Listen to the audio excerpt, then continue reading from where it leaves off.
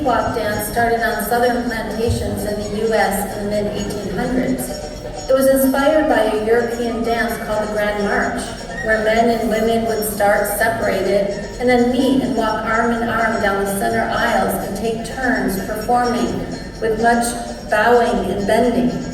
The enslaved people observed these actions, and they would dress up in their finest clothes and mimic the mannerisms and dancing of the white southern plantation owners.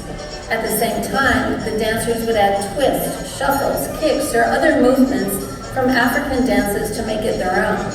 It became known as the cakewalk because the couple with the best dancing skills would win a prize, a cake. This is where the phrase, "takes the cake," comes from. Dance in many cultures is a form of communication or an expression of life. The cakewalk was more than a recreational dance. It was a way for the enslaved people to ridicule or make fun of the plantation owners.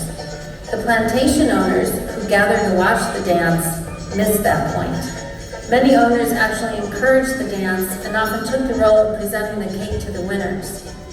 The cakewalk dance continued after the end of slavery, losing its original meaning. It became a regular routine in shows performed on stage in the late 1800s and early 1900s, with even more exaggerated movements and dancers dressed in fancy costumes and top hats.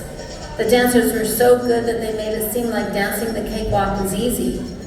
That's where the phrase, "it was a cakewalk," began to mean something that was done easily.